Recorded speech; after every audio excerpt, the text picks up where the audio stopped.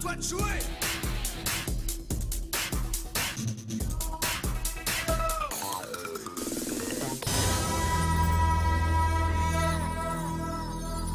Hey, bonjour à tous, c'est Atlas 510. J'espère que vous allez bien. En tout cas, moi, pour ma part, ça va super bien. Aujourd'hui, on se retrouve pour une ouverture de cartes. C'est essentiellement des cartes qui proviennent des Tin Box, car j'en ai pas acheté. J'ai préféré acheter ce qu'il me fallait à l'unité. Ça me revient beaucoup moins cher. Peut-être que pour le kiff, à la fin du mois, j'en ouvrirai une ou deux sur cette chaîne. Mais pour l'instant, je me suis contenté de ces petites cartes. Vous allez voir, il y a des cartes que j'ai attendues depuis quelques temps et qu'aujourd'hui je peux enfin récupérer à moindre prix parce que c'est un peu le principe des Tin Box. Donc on va commencer bien sûr par cette petite carte dont j'ai parlé, le Dragonnet Seigneur Lumière. Donc pour ceux qui suivent la chaîne depuis un an, j'ai sorti un deck juste réalisé avec les 3 decks de structure qui avaient été réédités l'année dernière et il me fallait le support. Donc je suis très content qu'il soit réédité dans cette Tin Box. La carte était je crois une quinzaine d'euros unité et là elle se retrouve à 4 euros. Donc franchement, c'est une super affaire. N'hésitez pas à récupérer cette carte-là pour ceux qui sont fans du deck Seigneur Lumière. Elle fait énormément de choses dans le deck. Donc bien sûr, on la récupère x3. Et c'est une petite secrète qui rend super bien. Derrière, petite déception, membre de la cour du roi du feu Ulcanix. Donc malheureusement, la personne chez qui j'avais commandé ne l'avait plus qu'en x1. Elle m'a dit qu'elle avait déjà tout vendu. Donc il faudra que je trouve un moyen d'en récupérer 2 autres. Car cette carte-là dans le deck Roi du Feu ferait vraiment tourner le deck. Pareil, ça fait partie d'une des vidéos que je vous avais sorties avec 3 decks de structure. Donc du coup, je compte vous faire des petites mises à jour avec ces cartes-là que j'ai pu récupérer. Et derrière, petite surprise, le robot synchronique en ultra rare. Alors, ça vient d'une idée improbable.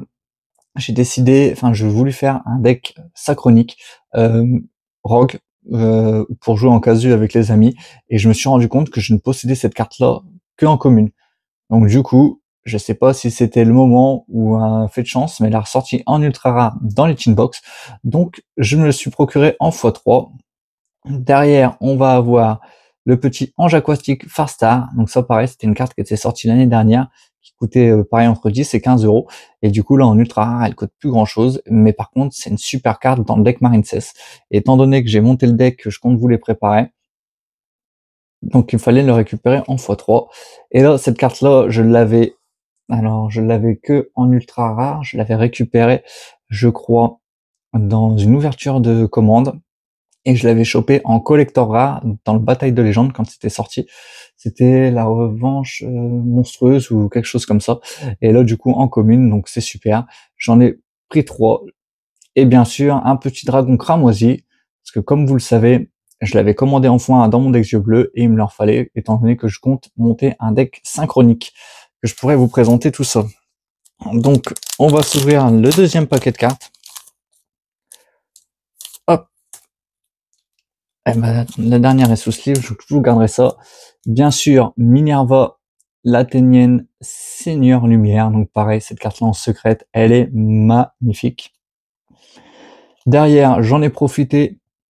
J'ai acheté 3 Ways en ultra rare, juste pour pimper le deck, pour que ça brille un peu plus. Derrière, la dernière graine maléfique qui me manquait. J'ai acheté des secrètes rares au mois d'août, je les avais payés 7 euros et cette carte-là, je crois que maintenant elle vaut entre 50 centimes et 1 euro. Donc si j'avais su, j'aurais attendu, mais j'étais pas sûr qu'elle soit rééditée. On sait jamais, mais en tout cas là j'ai assuré le coup, j'en ai pris une autre. Donc très content de la récupérer. Derrière, forcément 3 bestiales saronnières. Donc ça, j'ai eu une longue discussion sur la dernière vidéo que j'ai sortie sur mon deck Dragon Link avec justement un abonné qui me disait que forcément sans les bestiales c'était beaucoup moins fort Dragon Link, et en effet je me résignais un petit peu à jouer une version sans les bestiales, mais en tout cas aujourd'hui j'ai cassé la tirelire, j'ai commandé 3 bestiales, donc les saronnières sont ici, il y a 3 bestiales Lubellion qui devraient arriver la semaine prochaine, donc ça vous annonce bien sûr une nouvelle vidéo sur le deck synchronique, pas sur le deck synchronique, sur le deck Rocket, pardon, qui sortira. J'avais une idée aussi de présenter le deck Rocket avec les Dragonirennes qui étaient sortis, mais honnêtement, je pense que je vais la mettre de côté pour vous présenter une version vraiment beaucoup plus forte de mon deck Rocket. Le derrière, le petit cifre poussière d'étoiles. Donc tout bêtement, j'en ai tiré un dans mon ouverture de ma display de bataille des légendes, mais il m'en fallait un deuxième, parce qu'entre temps j'ai voulu monter le deck synchronique, donc il m'en fallait un deuxième. C'est chose faite. Derrière, la petite illumination poussière d'étoiles qui me manquait, 2 robots convertisseurs avec le petit titre rouge. Je trouve que ça rend plutôt bien, ça change un peu des ultra rares classiques, donc qui était sorti dans LDS3. Donc ils avaient sorti des ultra rares avec des titres de diverses couleurs pour changer. Derrière, 3 guerriers doubles, toujours pareil pour le deck synchronique. C'était une carte que je possédais que en rare, donc je me suis dit, allez, autant se faire plaisir. Le vendeur en avait 3, j'ai dû les payer 10 centimes, donc je me suis fait plaisir. Et derrière, je me suis fait un petit peu avoir. J'ai pas fait gaffe, j'ai pris une commune alors que cette carte-là est sortie en ultra rare, je crois, et qu'elle ne vaut rien du tout. Mais bon, tant pis, l'essentiel étant de l'avoir. Et derrière, forcément, 2 Galatea, l'Android Orcust, avec le petit filigrane qui est juste ici. Donc ça, c'est pour ceux qui ont vu l'ouverture de la display Bataille de Légende. C'est la carte que j'attendais et que malheureusement je n'ai pas eu. Mais en tout cas, j'ai pu l'acheter à l'unité. Je pense que ce prix-là, cette carte-là, son prix ne va faire qu'augmenter. Elle est déjà aux alentours de 15 €. Je pense que vu l'efficacité d'Orcust, qu'on peut jouer avec pas mal d'archétypes différents, que ce soit Fiend Miss ou pourquoi pas K9, qui vient de sortir, je pense qu'on la reverra et je pense qu'on la verra sur les tables de jeu. Et comme vous savez que j'aime beaucoup le deck Orcust et que ça va faire 9 mois que je vous parle du support, il était temps de le récupérer. Donc il me manquera plus que la Link 4, qui elle ne coûte pas trop cher, que j'achèterai pour une prochaine commande de cartes, je pense. Donc voilà pour cette petite ouverture.